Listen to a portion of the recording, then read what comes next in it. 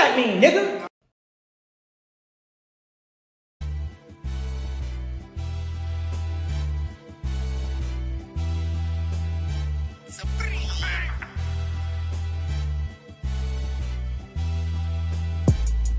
It is your boy, Frank Nitty, back in the building, man. Frank Nitty, hey, I gotta give myself a hand right quick, man, because I miss y'all, man. I really miss y'all. I really do, man. Let's get a boy a hand, man. I'm back in the building, man, and y'all know if I'm in the building, y'all know, man, I got my guys with me, man. Patton, aka Mailman, aka the Streets, aka activated. Y'all already know it, man, and y'all already know it. We in here, man. We gotta have that boy Killer Cal, man. You know what I'm saying? Killer 50 Cal up in here. You know what I'm saying? Hey, that's what time it is. Hey, I'm giving people new nicknames today, man. I'm feeling really good, man. I'm back in the building.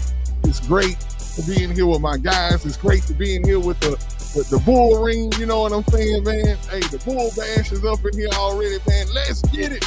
Y'all already know, man. It's that boy Mellow Mike. Hey, man, hey, we about to get real mellow up in here, Mike, man. You already know what it is. Mike, check 1 2 1 2. Man, it's a lot of good Texas news going on, man. We going into the season, y'all. Like, hold on, we gotta give an applause just for that, y'all. We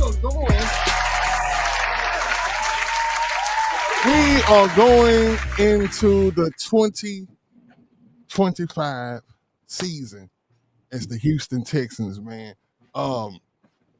Let us all understand, man, that it's a blessing to be here to enjoy this season, man. I want to give RIPs and shout outs to, all the Texans fans and everybody that's been through this Texans gauntlet with us throughout all the years and stuff like that are not here. Man, may this season be dedicated to your loved ones out there, man. You know what I'm saying? Somebody that come to mind real quick is C. Royal, man. Definitely, you know what I'm saying? We want to dedicate this season to him, man. He was an avid Texans fan. Man, it's going down though, y'all. What do y'all feel, man? With the season starting, I mean, are y'all able to contain yourself, or is this feel like a regular season to y'all? You know what I'm saying? What are y'all boys feeling? I tell you how I feel after I leave the game on week 2. Hey, I'm trying to tell y'all, man. I'm excited. But what about you, Cam? How you feeling? Man, you start to feel football at this time of the year, especially around end of August, the beginning of September. And it's funny, Nitty. If you played the sport, Patton don't know, and people who played the sport know. There's a certain smell of the grass. It is a certain bright light that hits your face sometimes. It is the way the wind hits your skin. You just pretty much know when it's football season. And so when we were talking about the 2 days, remember, I was curbing all of my enthusiasm. Man. You was like, what about this? What about that? I was like, man, none of this stuff excites me. But now, preseason is over with. The roster is starting to take place. You can you can see the blank canvas is starting to have these different abstract colors, and it's starting to come together. And so that's the exciting part, because we have a 2-week gap. And that 2-week gap after the 53 is set and we can look at it, then that's when we can start to dream and fantasize about that trophy in early February. Well, let's do this, Cam, because I definitely wanted to bring up the fact with y'all of how, and I want both of y'all to take y'all time answering this question. How do y'all feel like the roster is, as far as like if you making predictions, right? How do you think it's gonna shape out? How do you think? I know you happy about British Brooks. I'm super excited that he's on the team. I heard that he's looked at as a fullback, but I'm telling y'all, dude, it's going down, dude. I agree with the post that you put up, Cal, where you said don't look at him It's just don't get locked in as him just being a fullback, because the way he ran that ball when he was on the 1 yard line, that might end up being his job. You know what I'm saying? He's a beast, bro. And I'm definitely a Brooks fan. I'm a fan of his physique. Pause. But the dude he's got the makings of a beast. He really is. And it's like, hey, all the way from North Carolina to Houston, he's still and I think it's something to say that he's made the 53 for the second year in a row. That's nothing to shake a stick at. And let me hit on that right quick. I'm glad you brought that up. People are penciling him in as a fullback because in Bobby's scheme, they put him in as a fullback. But take it back before then. Nick Caserio and that scouting department drafted him. They saw enough in him to take him as an undrafted free agent. And in today's time, especially when running backs come a dime a dozen, if you're an undrafted free agent running back and you make the 53 as a rookie, you are a football player. Like the roster as far as running backs last year, it was enough to, if he would have got cut, nobody would have batted an eye, because the running back room, you still had Cam Akers, Dare Pierce. So you had the cast of characters. You're right. He made it that year under that offensive coordinator. And Nick was like, look, man, he's a football player. Like, we're going to keep him or whatever. And so it was like, hey, we got to have him. He made the 53. So we'll just put him in fullback for now. Now, another regime. Squad, he went to the 53. Right. Another offensive regime, another offensive scheme, and he makes the 53 again. Now, I understand it's a log jam in the backfield right now, but after this year, we move on from Mixon, get well soon, and however long Chubb is here. I mean, if he have a great year, he might come back again next year. If not, but it's going to be set up, in my opinion. You heard it here first. It's going to be Woody Marks and British Brooks. Now, they may look for another running back if it falls to them. I know Patton had mentioned, and we'll get on that later. But if a great talent is there early in the rounds for them to take, I can see it. But as of now, those two guys are big, strong, and powerful and physical. And that's the type of football that D'Amico wants to play. So shout out to my man, British Brooks. I stood 10 toes down. I pay me my fee. Okay. Now, Patton, what I want you to touch on, pause, is I know that you got to be feeling real good about the possibility of, the rookie Ariante Ursery. Am I saying that right? Big E. Big E up in here. I think that it's amazing that and I kind of thought it. I think in the beginning we both said that that he may start at left tackle, but I think it was Cal that was like, no, they're gonna probably put him at right or something like that. Or I think it probably was you. But the thing is, I know you have to be excited at the fact that he's being trusted like he's being trusted. They talking about trading Cam, which I don't know if they can do it now, right? 4 o'clock pass. So I heard that they needed to do something before 3 or 4 o'clock. They have to get to the initial cut down by 3. You can still trade who you want, but see, the thing is, man, I told y'all that Big E was gonna start for us. I told y'all Big E was gonna be a future All-Pro. I told y'all Big E is gonna be a future Hall of Famer at left tackle. Early, right after the draft. Hey, let's get this straight. When you say y'all, not only talking to me and Nitty, you talking to the whole fan base. Oh no, I talked to y'all. You already know. I know, but you are the first one to say it, to be on a recorded space on our show. You were the first to say it. So let me just go ahead and put that out there. Oh, look, trust me, I ain't talking to y'all. I'm talking to y'all. You know what I'm saying? Now, I hate to be a Debbie Downer, and I was talking to Sarge about this, man.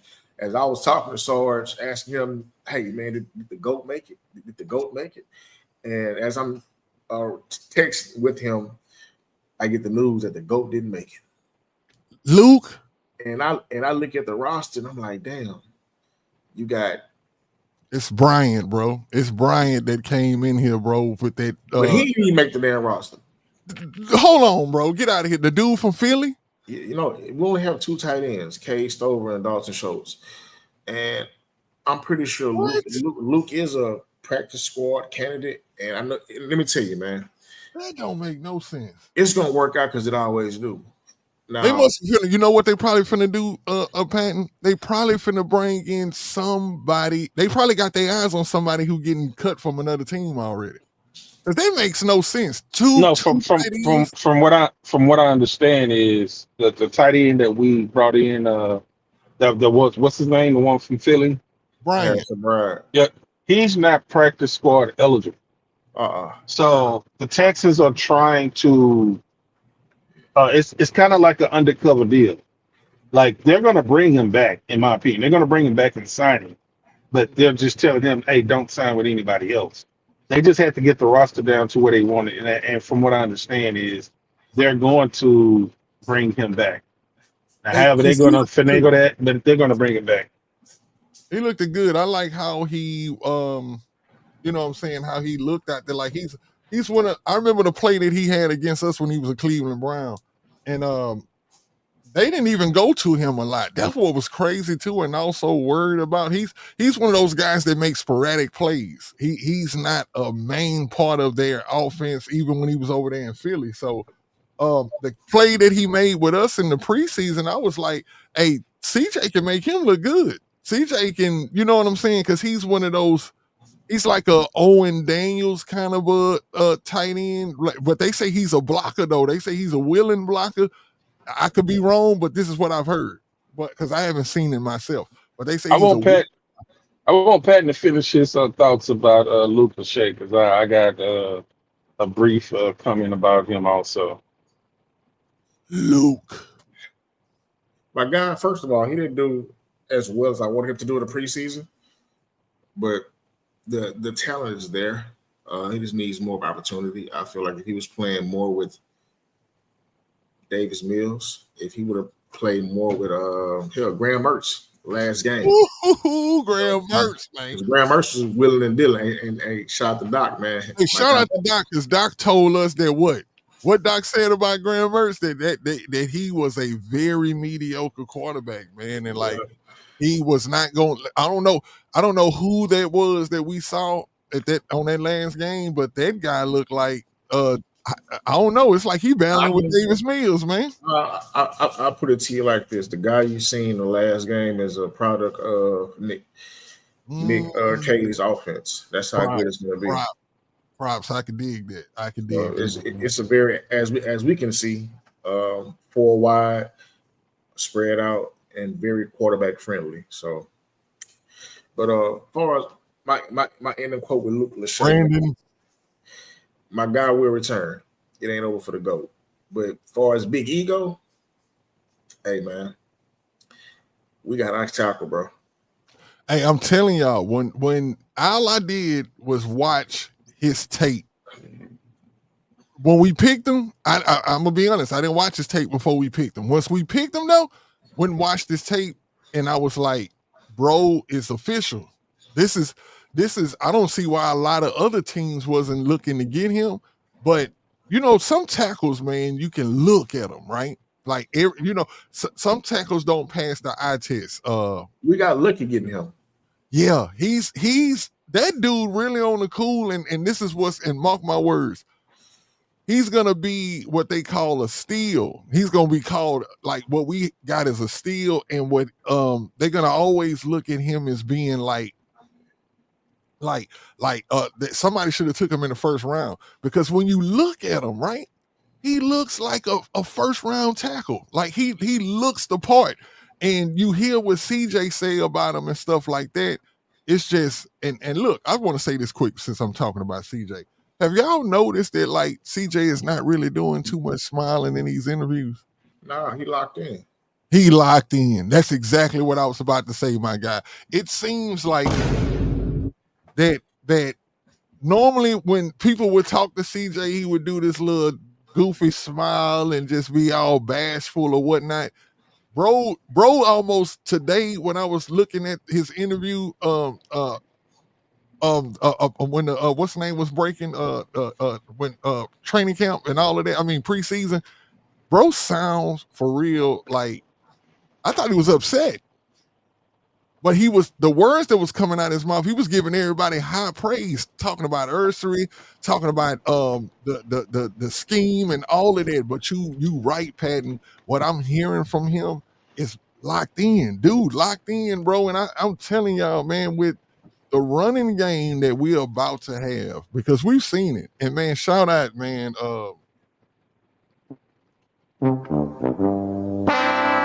Kenyon Green. I know y'all heard the news about Kenyon, right? Who? I need to get that. I ain't gonna lie, you done messed up. This is about your third time doing it. I'm gonna get that for my soundboard. No, seriously, bro got cut, man. Waived or whatever you want to call it. And I think that's just such a shame, y'all. Like, just for a few minutes. I don't know which one of y'all want to speak on it, but somebody speak on. Cal. Cal, what is it about? How do you feel about the fact that man went over there to Philly and they done kicked this butt from up out of there? I think it's just another chapter in his novel, and it's a factual novel. It's not a fictional novel. It's all facts, and I don't think it's over with it. Over for him. What? He was over there with one of the best offensive line coaches in the league. I understand. I just don't think that the guy just forgot how to play football overnight. Me personally. That's number one. Number two, I've been thinking we've already won the trade, right? We got CJ, so we won that trade. Mm-hmm. Would you be opposed to him coming back, being on the practice squad? Because you're getting it for free. I think that I agree with you on that, Cal. I wasn't thinking like that at first, but if you ask me that question, honestly, my first mind would say it's that first round tag, that talent is there. It just hasn't been tapped into yet. And I don't know. Popovich probably could turn him into something different, but I just know it's disappointing to know that he didn't make it here. And then you go to Philly, and I know his daddy was excited. You know, I always bring his daddy up because it's how excited his daddy was when he got drafted. His daddy told him he didn't have to worry about the line no more. But he was wrong. But anyway, Kenyon Green, man, I really do. I feel for the guy, man, because I don't know if this is because of injuries. Because I heard once, like during training camp over there, he actually had an injury. I don't know if it was his wrist or something, but something went on, and it's just like he's just getting to these injuries. He's looking like he's injury prone, and when he has these injuries, he has a dip. He already has a dip in performance, but when he has these when he has these injuries, it turns into like more of a big factor. And like I say, I looked at that picture of him over there in that Phillies uniform, and I'm gonna be honest with you, Cal. He took the prestige off that shit. Like he didn't look like a Philadelphia Eagle in that uniform, bro. Let's be honest. He looked like he made that look like a whole other team uniform. I was like. And I know people listening. I know a lot of times with our fans, once a player goes, they do not want him back. I mean, it's very rare that a player will come back. Well, I mean, you can look at baseball. We're getting Carlos Carrera back. Well, he was a fan favorite. So, but it's been other athletes that was, possibly, like I remember when Jadeveon Clowney was available. You had a large, percentage of the fan base said, "No, we just don't want him back." My thing is he's familiar with the organization. I think he just probably barely turned 23 years old. I just think that. Hold up, I got a good question for you, Cam. I got a Right. good question for you. Mm-hmm. You get hired on as the Texans offensive line coach. Something happens to Popovich. I don't know what happens. God forbid anything bad happens to him. But something happens and they got to call up Cal to be the offensive line coach. What would you do? You just spoke about how young he is. He was a first-round talent. Day one, what do you do? Because you know what he's been through. You know that he's failed at a couple of places. What's the first thing you do, Cal? Like, what do you do if you're the coach? What do you do to get the best out of him? I would ask him, what is it that what do he want? Just flat out, what do you want? I know you've been playing football since Little League. You was the touchdown Houston player of the year as a lineman. You went to Texas A&M, big prestigious college. They do pretty good with linemen. And you playing over there in the SEC. And you've been playing since you was a freshman. You have great tape. Everything is set up for you to be successful. So now I wonder is there anything else going on? One thing I thought about, and I thought about this really closely. Remember, I think it was last year, or year before last, when he was going through an injury, but D'Amico also spoke about there was something else that was non-football related going on with him too. Yeah. I don't know what that is, but it could be something psychologically that, and they have sports psychologists out there. I don't know what it is. I just know a 23-year-old guy with that type of resume. I don't think his career is over with if he really wants to improve and wants to play in this league. So if he shows me that he wants to play, then are you willing to come back and play for the practice squad minimum? That's $5,000, $7,000, $10,000 a week, whatever it is. And then we'll begin to work with you. Okay, Nick Kayla ain't here, so it's me. Now I begin to work with you, and you're working with the lineman assistants. You're learning the scheme, you're learning, everything. We're trying to get you up to par because we really want to see, are you ready mentally and have along that tape? Hopefully it'll take a full 12 months. If it takes less than 12 months and I feel like I can use you this year, that's fine. But I would have to know between now and the beginning of training camp next year that you would have to be 100% ready. If that doesn't work, then I don't think that there would be any hope. Let me say this. I like your approach of how you said that, because the first thing that you attacked was the mental. That's what his problem is, Cam. It's in his head, because, bro, we saw what he was at A&M. That we were excited. I mean, we were there were a lot of people like, yo, and I was one. I wanted Kyle Hamilton. But when we didn't pick him and we picked Kenyon Green, I immediately, like I do with all draft picks, I immediately go watch highlights. And what I saw excited me. What I heard his daddy say excited me. His daddy say, man, we ain't got to worry about nothing on the line no more. I'm like, his daddy know what he's talking about, because I seen the video. Bro mauls people. He was mauling people in college. Now, I know college is different than the NFL, but he still has that will to do so. I think it's two things, and then we're going to move on to the next thing, because I want to talk about Derek Stingley on the top 100. But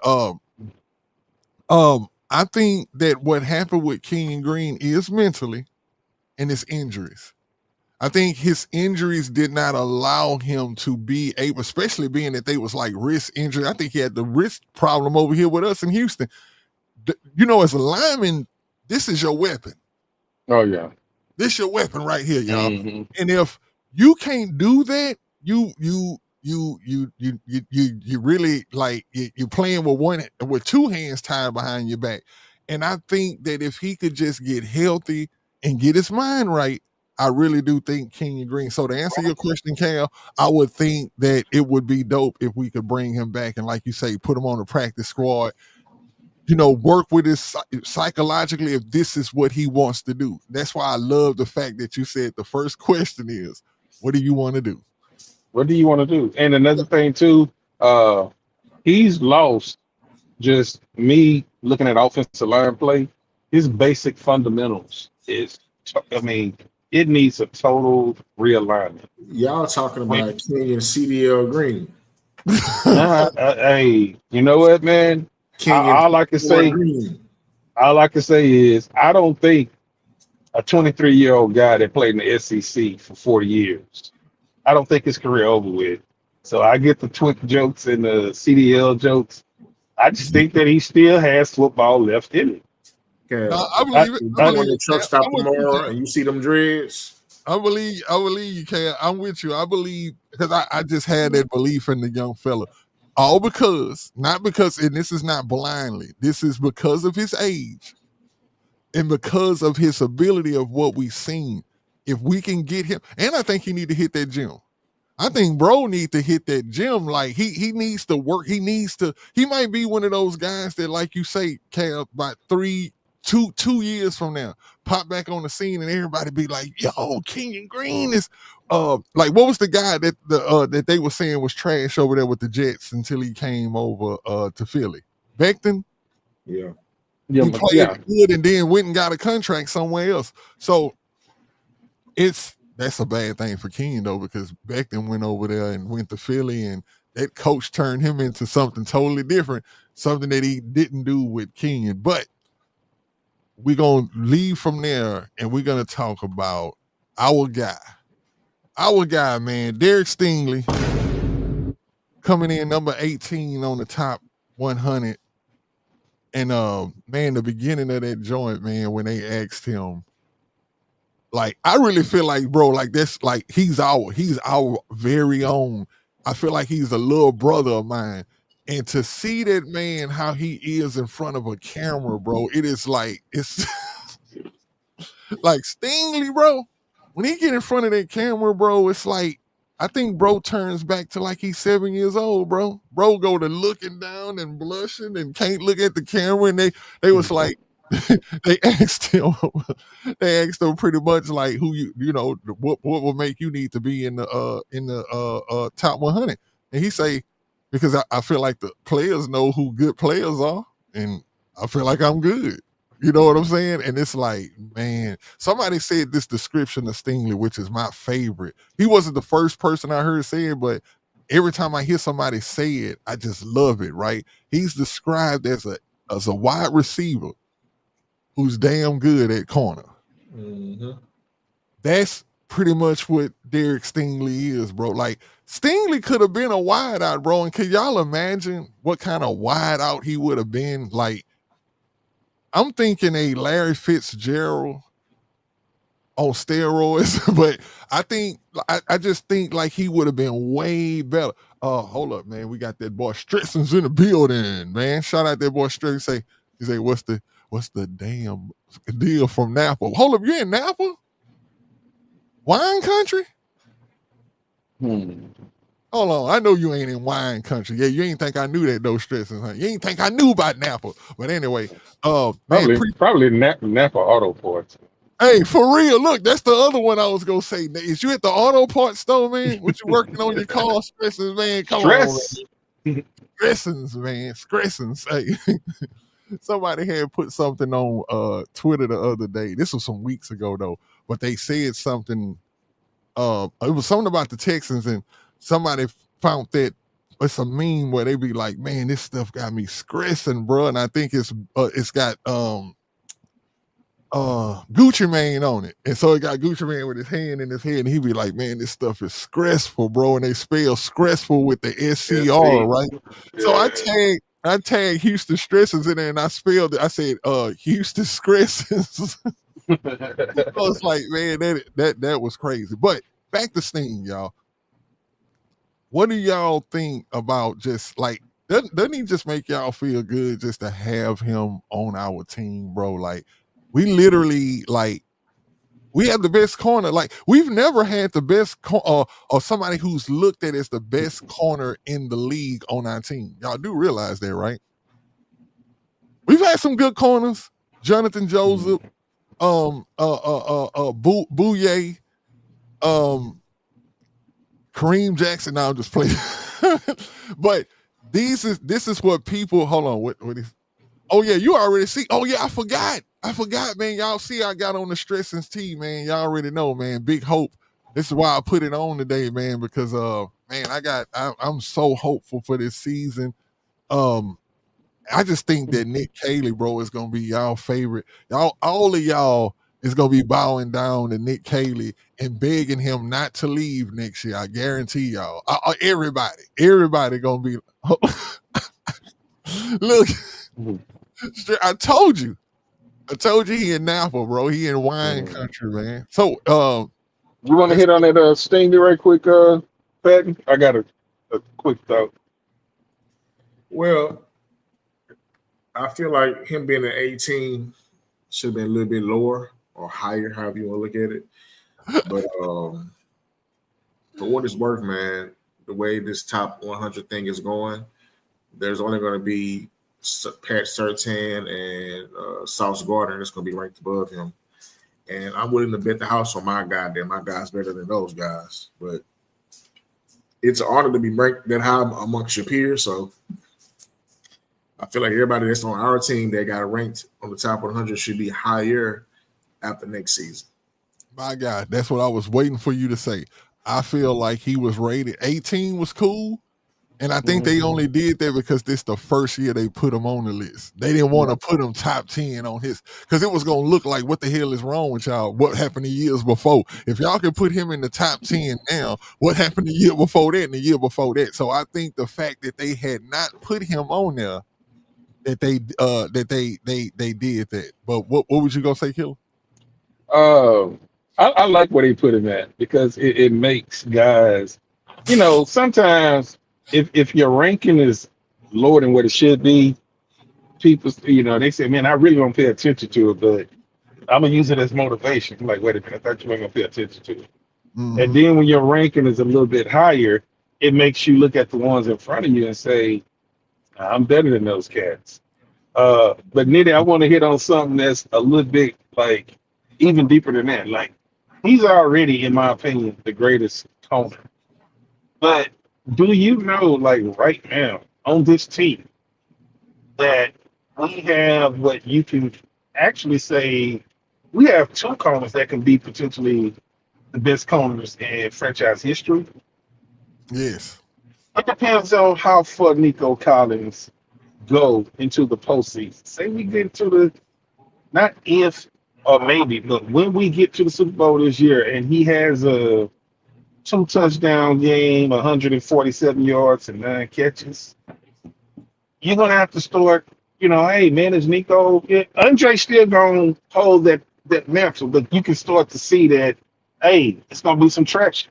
Right now, it's Nico and D-Hop, because you can't never compare Dre. Dre is out of there. Dre Hall of Fame. No. What I'm saying is, when he has that Super Bowl run, and that Super Bowl becomes another Super Bowl run, that's when people start to. And I don't like he has this many rings. I get you. So I'm just saying he's going to start to be on that trajectory of being in that conversation.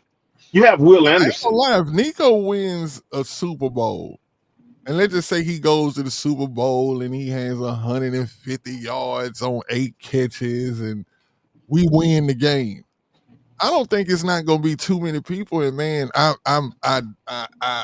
almost want to regress when I say this, but I think a lot of people start looking at Nico as the greatest Texas wide receiver. Follow me. Follow my point. Mm-hmm. So we mentioned Stingley as the greatest corner. Mm-hmm. And we also mentioning Locksmith can be the second greatest corner. I mentioned about Nico. Mm-hmm. You got CJ that can possibly be the best quarterback in our franchise history. and you got That's Will it. Anderson. You got Will Anderson. You have four guys in this core nucleus that can possibly be the best. You have four guys that's on this team that when we win the Super Bowl this year, that NFL top 20, you can have four guys on this team being the top 20 next year. Easily. So this team is really, really stacked with at the key positions. They have, top five at a lot of key positions. I'm ready to put Will as top five. I'm ready to do that. We already talked about Sting.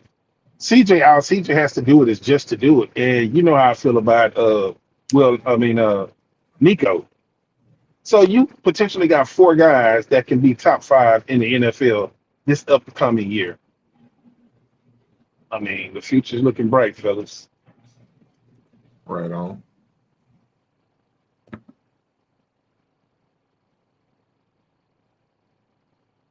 Nico has.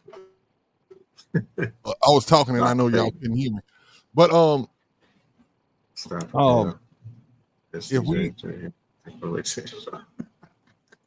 what is it?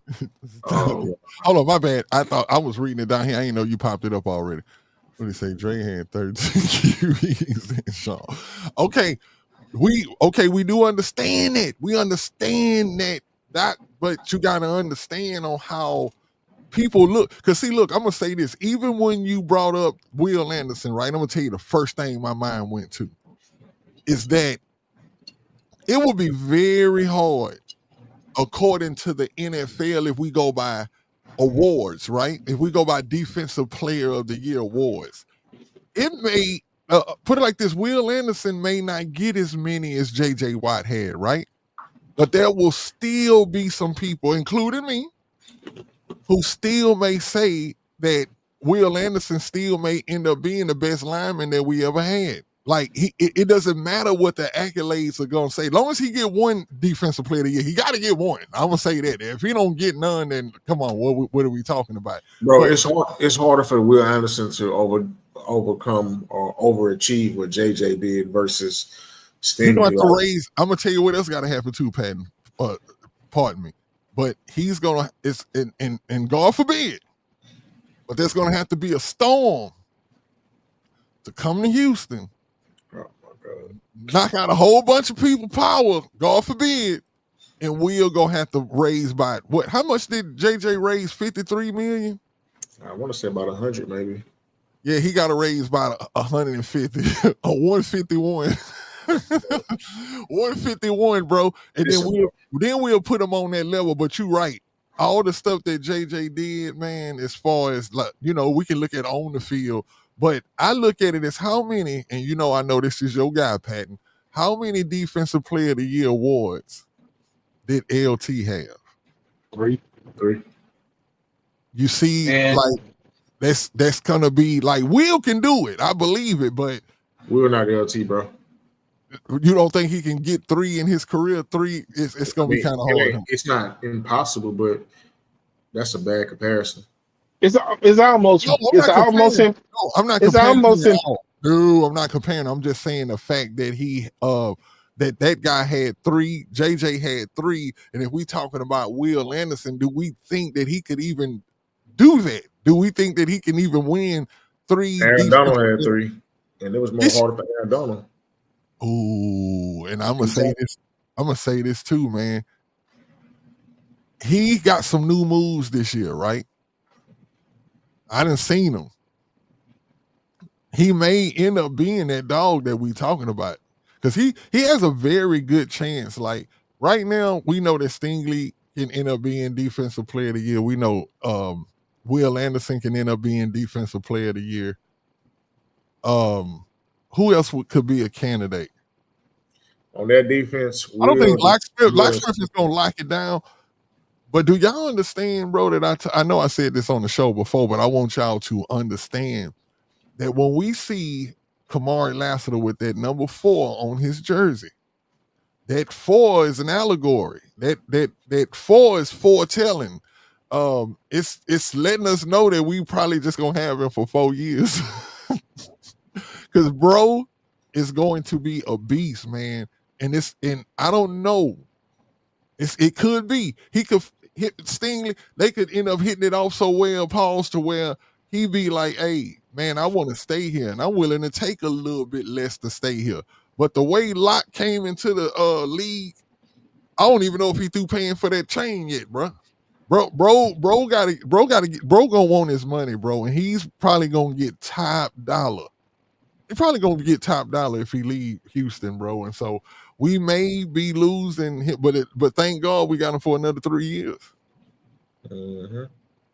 Let's just enjoy these next 3 years. But I don't think that hold on, my bad. What did Larry say? Say, like my boy Face says, before the invention of the internet, rap music reflects the time that we were living in.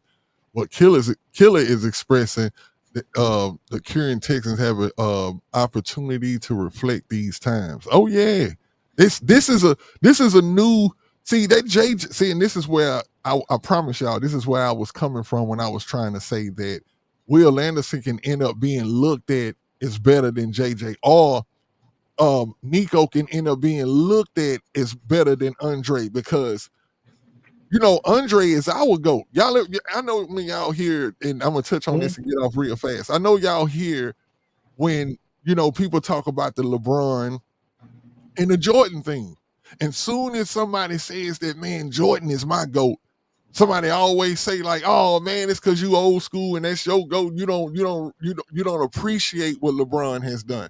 And they be having it's kind of 50-50 with that. Like, I've seen Dre's whole career. I'm watching Nico's.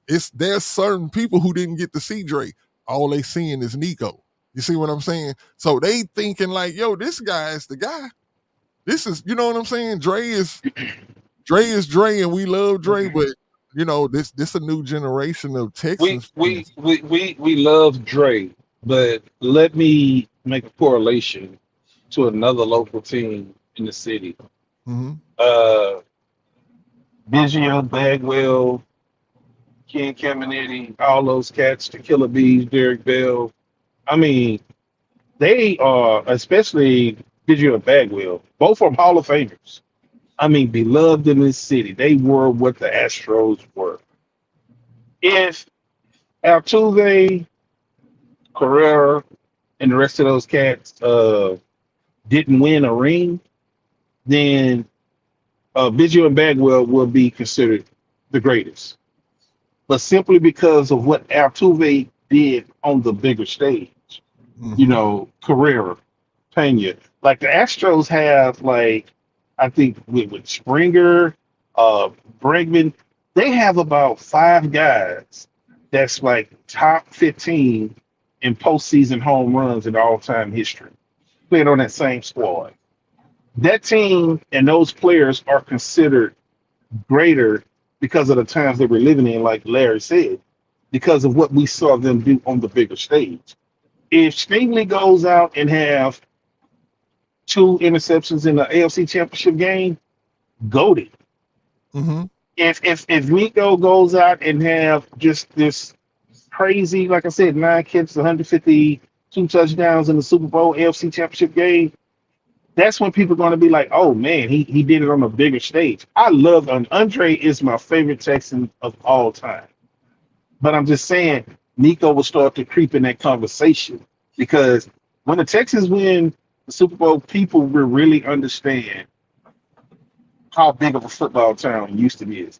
What we seen with the Rockets in 94 and 95, what we seen with the Astros in 17 and 22, it ain't going to even compare when the Texans win the Super Bowl. I promise you that. Yeah, yep. I totally believe it. And I see what you're saying right here too, Mellow Mike. I totally agree. Like that'll never be a comparison to me. But like I say, there's a new like basically, and this is a good segue to go into the new generation, this 2025 season. We talked about early in the show. If y'all wasn't here already, we were talking about how we were looking and thinking that the roster may shake out. One point that we didn't talk about was this one player. I don't know if he's our preseason champ, because I think he had a good preseason last year, if I'm not mistaken, y'all. But help me if I'm mistaken. Cephas. This not Cephas' first time making plays in the preseason with us before, right? He's done this last year, right? Mm-hmm. And so when you think about that, so is he going back to the practice squad? And we just got a good wide receiver that's got some grit, because I like him. I think he got grit. He just goes back to the practice squad, and we try to hide him over there in case we need him one game or whatever. But we so deep on the wide receivers, man, it'd have to be a catastrophe for like it, bro. We'll have to get hit by the injury bus for that to happen. But I just love what he did this preseason, and just wanted to give him his props. But according to anything else on this, as far as the roster of what that y'all looking forward to, or who do y'all think as far as that may get cut? Like, we know who got cut so far, right? It's already over. I heard somebody say this on here early, and I want to go back and try to find it in the comments. But did somebody say Jacob or Yakub, whatever they call him? Yeah, he got cut. Yeah, he got cut. That's a strange cut. I'm not gonna lie. I thought bro made the team. I think because of what they're going to, because look, this offense may only use a fullback in, let's say, just the totality of 17 games. Percentage wise, it may be in single digits that they will actually use a fullback. And so they're looking at, okay, we can double dip with British. Mhm. That's why I say he's not a fullback, but what I can get out of British just for the little times that we do need a fullback.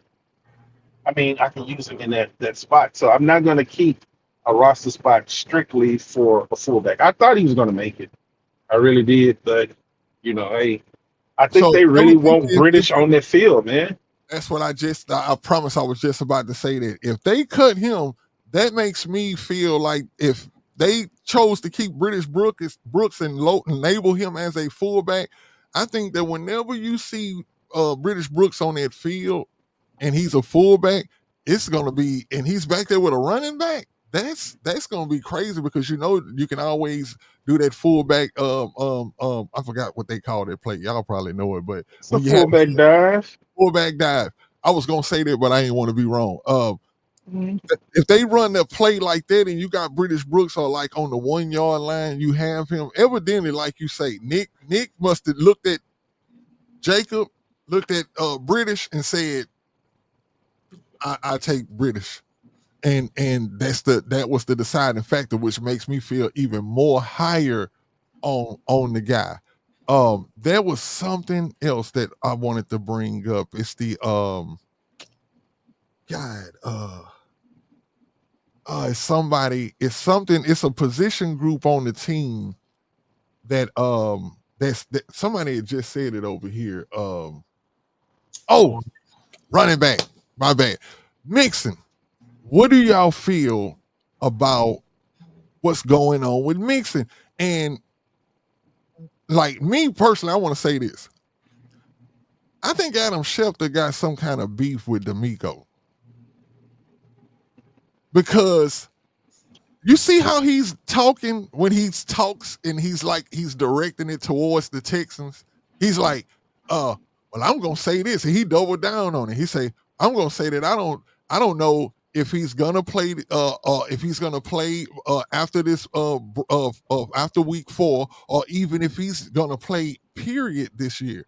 He said, nobody's telling me anything, so I don't know what to say either way. You know what I'm saying? And the way he's saying it, it's like it's almost like he heard what D'Amico probably said when he made the thing about when he was talking about the injury in the first place. It seems like he has this thing, but I think D'Amico is kind of like, well, like I'm going to ignore that, and I think the Texans are going to ignore that, because I don't think that they come out now and say, okay, well, y'all, we're going to tell y'all what's up with Mixon now. We're going to let y'all know exactly what happened. I think the Texans stand their ground, And one of the biggest reporters in the nation when it comes to this football stuff is just he's even in the dark. So that really lets you know, boy, it's closed lip about what's going on with Mixon.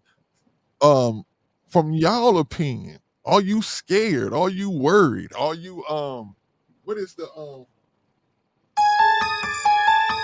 are you worried about Joe Mixon? And what do you think happened to him? Bullshitting around. What you mean? Bullshitting around. Wasn't taking the all season serious. Like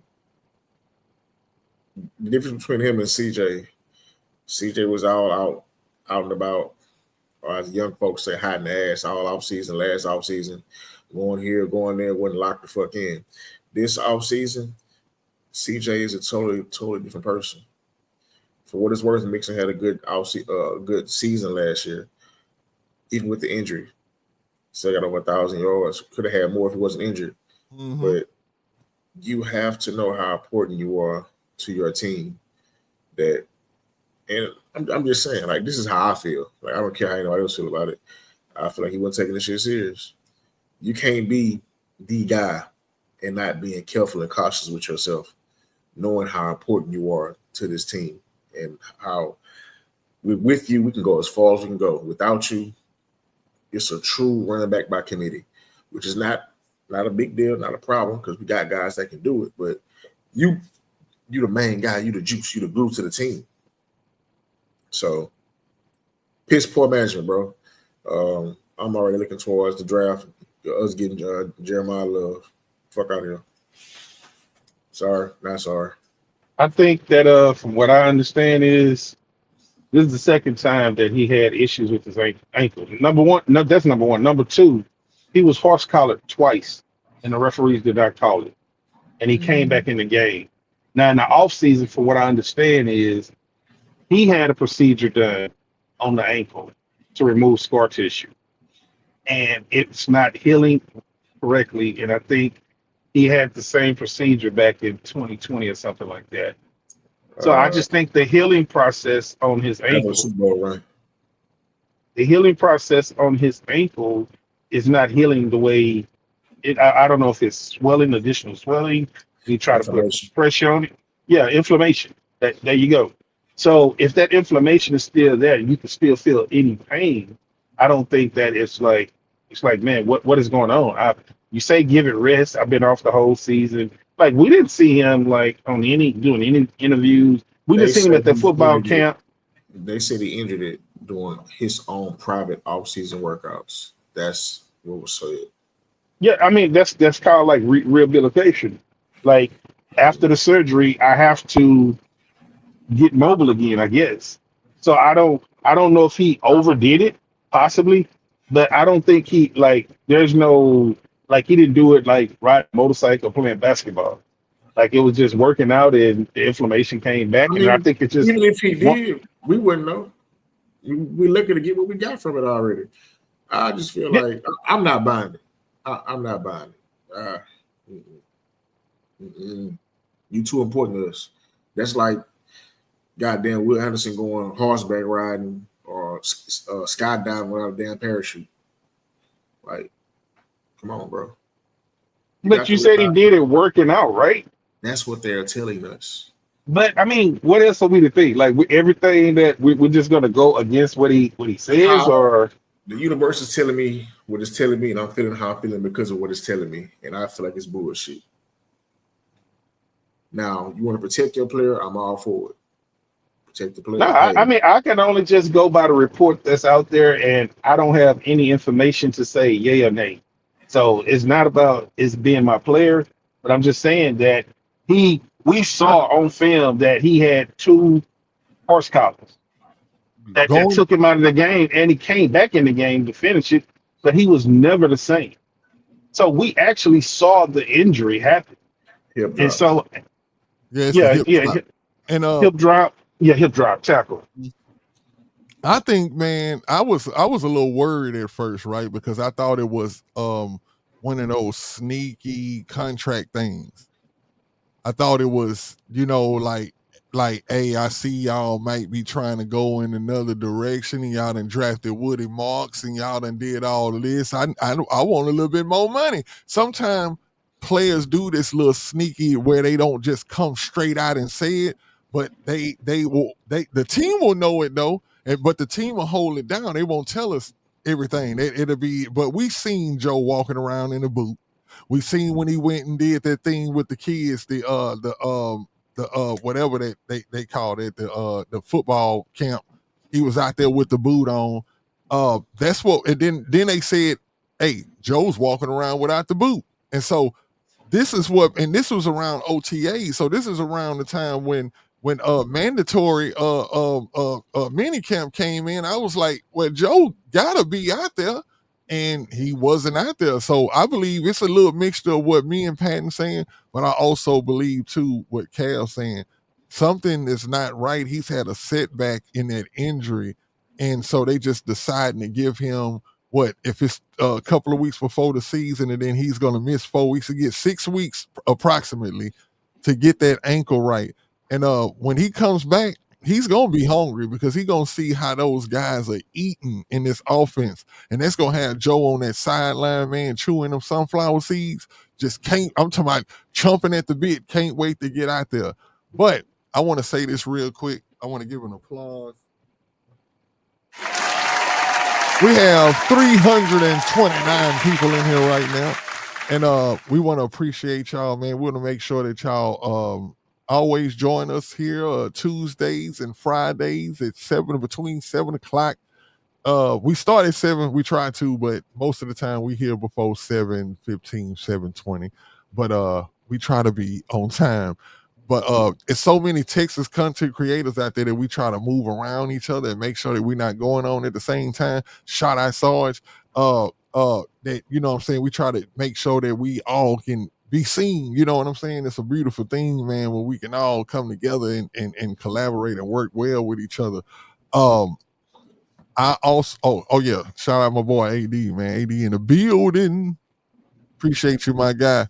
Hey, like I say, make sure that y'all like, share, and subscribe. Follow us on Twitter. Follow us on Instagram. Follow us on Facebook. Make sure y'all subscribe to the YouTube channel so you know every time that we going live and we doing this, man. We gonna be doing this all year. We're gonna be doing live game commentary as well. So y'all look out for that. We did it all last year, so we're gonna do it this year too. It's going down, man. And like I say, I'm excited about this season. Is there anything that, because we had 57 minutes, is there anything that you guys want to bring before we close out? Oh, y'all even ready to close out? I'm good for the day. Oh, okay. Bet. So is anything y'all want to bring before we close out? Because we got a Friday show, y'all, and we got a lot of stuff to bring to y'all Friday too. So we kind of making sure that we, space this thing out. So is it anything, Cal, you want to bring? Excited to see another guy that had a year-long questionable injury that looked like he's getting back on track. Christian Harris. Mm-hmm. I think that linebacker room, adding him back, I'm glad whatever it was, him not rushing him knowing his body, didn't snap that Achilles. I mean, whatever it was, they gave him enough time. That's what I love about this organization. They the management listened to the player. And so to have Christian Harris back in that linebacker room, I think is only going to raise the level of competition in the room, and I think we're going to see great things. So great to have Christian Harris back. That's definitely big props to Christian, man. I guess we'll talk on more positions and stuff, man, when we Friday. I want to make sure that y'all hear Friday, man. Friday shows have we be a little bit more turned up because it is Friday. Happy Friday. Well, I'm gonna save that till Friday, but anyway, man, y'all make sure that y'all hear Friday, man. It's going down. We're gonna touch on all kind of stuff. Pause. Shout out all the Texans content creators out there: Sarge, Houston Texans, AD. Golly, man, Ruben, I ain't want to forget you, Ruben. Harley Dugan, man, everybody out there, man. I might be missing some people, but blame my mind, not my heart. Yeah, But other than that, though, man, I'm Frank Nitty. I'm your host. You got your guy Patton, a.k.a. The Streets, a.k.a. The Mailman, a.k.a. The Draft Guard. And we got that boy Killer Cal, man. Killer 50 Cal, man. That's how we going in. That's how we doing it this year. Let me say this, man. 2 shows ago, and I didn't watch the whole show. I watched the first 5 minutes. I haven't watched any TV. Like, I've been just driving and sleeping. Oh, man, shit. I just want to give a great shout out to Patton. I watched the first 5 or 10 minutes of you, bro. You held it down, man. I really think that you came in, and that first 10 minutes, I had to turn it off because I would have stayed up the whole time, and it just would have thrown off my whole day the next day. Hey, just you like held everybody, it down, man. just like everybody like to take their props. Just like he take his big take props. I want to say I'm the one who picked him. I'm the one who picked Patton. That's all I'm saying. Yeah, give me my props. You know what I'm saying? I'm the one who picked him. I straight up called him. Hey, Pat. Look at it. He all up in the video. All Hey, Nitty say, give me mine. Hey, man, I love Nitty say, man. give me mine. Love you too, bro. Hey, these my guys, and I'm telling you, I definitely want to say this too before we get off of here, man. Big salute to Pat, man. That he held the show down, man, when we wasn't able to come through. And I'm not gonna lie, I can't say that I was surprised, but I can say this though, like you really held it down though. Like you really, it was captivating, and I'm like, man, like on the cool, I think I need to start shutting up a little bit more doing the show. I said, man, I got to start letting Patton. But see, doing this show, and I want to make sure I say this while we got 345 people in the room. Y'all make sure that, because next week, Friday, we may even start this Friday, but I know we're starting it before the season starts. We're going to start on the line with Patton and Killer Cal. They're going to be giving y'all all the O-line, anything, all the news you want to know about the O-line throughout the whole year. Tune in to my guys. They're going to be able to give you inside. I'm talking about in-depth pause. You're going to be looking at the offensive line like a coach after you listen to my boys. You're going to be like, oh, I know exactly what's going on. You're gonna understand how to kick step and everything listening to my boys. But other than that though, man, make sure y'all tune in on the line with my guys. We may start it Friday, but we definitely starting it before the season. Man, we love y'all out there, man. We are Texas fans. Hey, we are crunk for this season, and it's going down, man. Hey, make sure y'all here Friday. You do not want to miss it, man. It's the Texans on 3, and we up out of here, man. Peace.